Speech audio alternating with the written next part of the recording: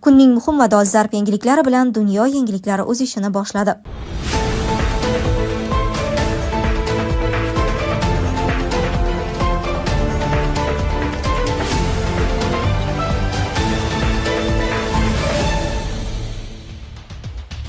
Ular masjidlar va insonlarni yoqishdi, ayrimlarining boshini kesishdi. Eron prezidenti Trampning odami Pahlaviy bilan maxfiy uchrashuv o'tkazdi.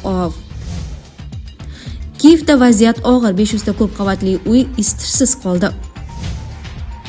Tramp Eronga yordam yo'lda dedi, ammo Saudiya neft kartasini stolga qo'ydi. Oq uy ikkita olov orasida. Telefonlar taqiqlandi, nazorat kuchaydi. Tolibon yana nimani rejalashtirmoqda? PR qilaman deb asirga tushdim. Ukrainalik harbiy qo'mondonlik harakatlari haqida. Rossiya Federatsiyasidagi hamyurtlarimiz diqqatiga, agarda sizga registratsiya, продление, трудовой договор, уведомление va shunga o'xshash huquqiy yordamlar kerak bo'ladigan bo'lsa, ekraningizdagi raqamlarga bog'lanishingiz mumkin. Ular masjidlar va insonlarni yoqishdi, ayrimlarning boshini kesishdi. Eron prezidenti Masud Pezeshkian 28 dekabrdan buyon mamlakatda davom etayotgan namoyishlar yuzasidan keskin bayonot berdi. Davlat rahbari so'nggi voqealarni oddiy norozilik aksiyalari emas, balki tashqi kuchlar aralashuvi bilan bog'liq zo'ravonliklar sifatida baholadi. Uning ta'kidlashicha, tartibsizliklar davomida masjidlar yoqib yuborilgan, tinch aholiga hujum qilingan. Ayrim hududlarda esa odamlarning boshi kesilgani haqidagi dahshatli ma'lumotlar mavjud. Pezeshkian namoyishlarda ishtirok etayotgan shaxslarning bir qismi Eron fuqarolari emasligini, ular chet eldan kiritilgan terrorchi guruhlar ekanini ochiq aytdi.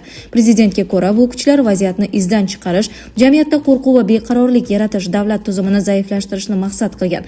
U bunday harakatlarni mutlaqo qabul qilib bo'lmasligini, begunoh odamlarning o'ldirilishi va keng ko'lamli yong'inlar chiqarilishi hech qanday norozilik bilan oqlanmasligini alohida urg'uladi. Shu bilan birga Pezeshkian haqiqiy ijtimoiy muammolar mavjudligini inkor etmadi. U Eron fuqarolarining qonuniy norozilik bildirish huquqi borligini, agar kimdir mamlakat ichidagi muammolar sabab ko'chaga chiqayotgan bo'lsa, hukumat ularning ovozini eshitishga talab va dardlarini tinglashga tayyor ekanligini aytdi. Prezidentning aytishicha, tinch va qonuniy norozilik orqali ko'tarilgan masalalar muhokama qilinadi va ularni hal qilish yo'llari izlanadi.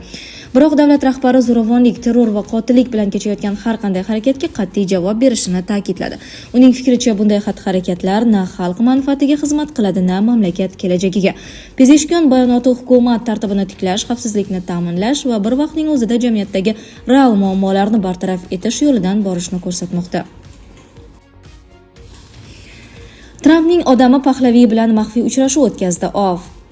AQSh prezidenti Donald Trampning Yaqin Sharq bo'yicha maxsus vakili Stiv Witkoff o'tgan dam olish kunlari Eron so'nggi shohining o'g'li Rizo Pahlaviy bilan yashirin uchrashuv o'tkazib, Islom Respublikasini qamrab olgan norozilik namoyishlarini muhokama qilgan.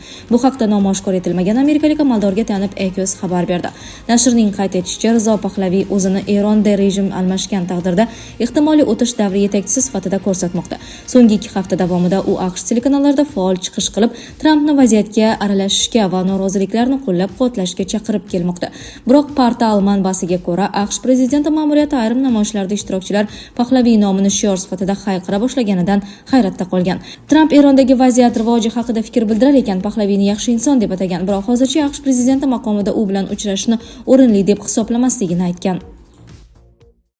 Bu holat hayot sifatiga ta'sir qilyaptimi? Oilaviy hayotda zaiflik, stress va ishonchsizlik olib kelyaptimi?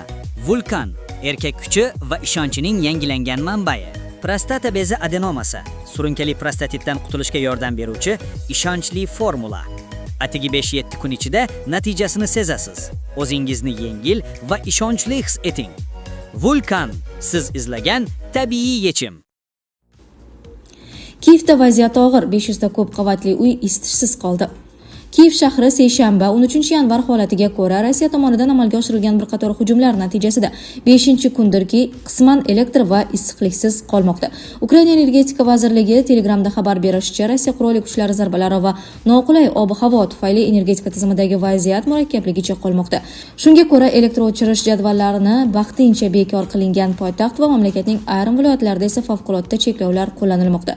Sovuqlar va o'q yog'dirishlarga qaramay energetiklar shikastlangan uskunalarni imkon boricha tezroq ta'mirlash va tizimni barqarorlashtirish uchun 24/7 rejimida ishlayapti, deyiladi Energetika vazirligi postida.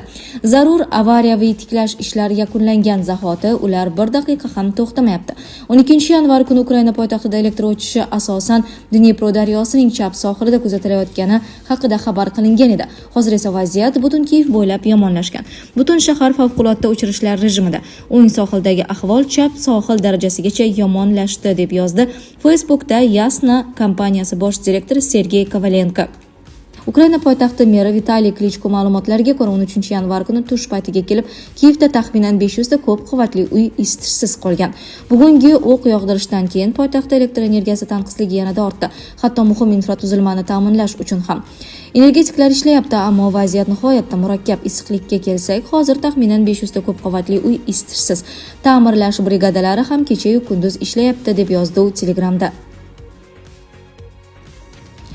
Tramp Eronga yordam yo'lda dedi, ammo Saudiya neft kartasini stolga qo'ydi. Oq uy ikkita olov orasida. Fors ko'rfazi davlatlari 2025-yilning dekabr oyi oxiridan beri Eronda davom etayotgan namoyishlarga deyarli munosabat bildirmagan edi. 13 yanvar kuni Saudiya Arabistoni, Ummon va Qatar AQSh ma'muriyatini Eronga zarba berishdan tiyilishni so'rab ogohlantirdi. Bu haqda The Wall Street Journal xabar berdi. Nashrning yozishicha, Fors ko'rfazi davlatlari Eron ichidagi norozilik namoyishlari haqida ochiq bayonot berishdan qochib kelmoqda. Manbalarga ko'ra, Saudiya Arabistoni, Ummon va Qatar Oq uyga murojaat qilib, Erondagi amaldagi tuzumni ag'darishga urinish, global neft bozorini izdan chiqarish va oxir-oqibat AQSh iqtisodiyotiga zarar yetkazishi mumkinligini bildirgan.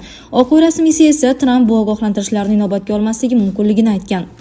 Prezident har qanday masalada turli fikrlarni eshitadi, biroq yakunda o'zi eng to'g'ri deb bilgan qarorni qabul qiladi, degan u. Kecha 13 yanvar kuni AQSh rahbari Donald Tramp o'zining Truth Social ijtimoiy tarmog'ida Eronga yordam yo'lda ekanini aytib, eronliklarni Islom Respublikasi rejimiga qarshi namoyishlarni davom ettirishga chaqirdi. Telefonlar taqiqlandi, nazorat kuchaydi. Tolibon yana nimani rejalashtirmoqda? Afg'onistondagi Tolibon harakati rahbari Oyatulloh Oxunzodaning buyrug'iga binoan Paktiya provinsiyasida xavfsizlik kuchlaridan smartfonlarni yig'ib olish jarayoni boshlandi. Bu haqda Tolibon xavfsizlik qo'mondonligiga tayanib Afghanistan International xabar berdi. Qayd etilishicha, smartfonlar provinsiyadagi nazorat o'tkazish punktlari va harbiy qismlarda xizmat qilayotgan shaxsiy tarkibdan olib qo'yilgan. Tolibon ushbu qarorni quyidagi sabablar bilan izohladi. Xavfsizlik choralarini yanada kuchaytirish, xizmat vazifalarini bajarish vaqtida kuchlarning diqqat-e'tiborini oshirish, ehtimoliy xavfsizlik muammolarining oldini olish. Paktiya xavfsizlik qo'mondonligi rasmiylari Hayotulloh Oxunzodaning buyrug'i to'liq ijro etilishini ta'kidlamoqda. Tolibon rasmiylari smartfonlardan foydalanishni cheklash zarurligini muntazam ravishda aytib keladi. Xususan, Tolibonning oliy ta'lim vaziri Nida Muhammad Nadim smartfonlarni dushman deb atagan va universitetlar hamda o'quv muassasalarida ulardan foydalanishni kamaytirish bo'yicha ko'rsatma bergan. PR qilaman deb asirga tushdim. Ukrainalik harbiy qo'mondonlik harakatlari haqida. Ukrainalik harbiy asir Andrey Ivanov Rossiya qurolli kuchlari nazoratidagi Krasnomarsk shahrida PR aksiya o'tkazishga urinish haqida ma'lumot berdi. Tegishli videoni Rossiya mudofaa vazirligi e'lon qildi. Ma'lum qilinishicha, Ivanov Ukraina qurolli kuchlari tomonidan yuborilgan 3 guruhdan birining a'zosi bo'lgan. Ularning vazifasi Rossiya nazoratidagi hududda Ukraina bayrog'ini ilib, shahar Ukraina armiyasi qo'lida ekanini videoga olishdan iborat bo'lgan. Biz Pokrovskka 2 kishidan iborat 3 guruh bo'lib kirdik. Har bir guruhda Ukraina bayrog'i va fuqarolik kiyimlari solingan ryukzak bor edi.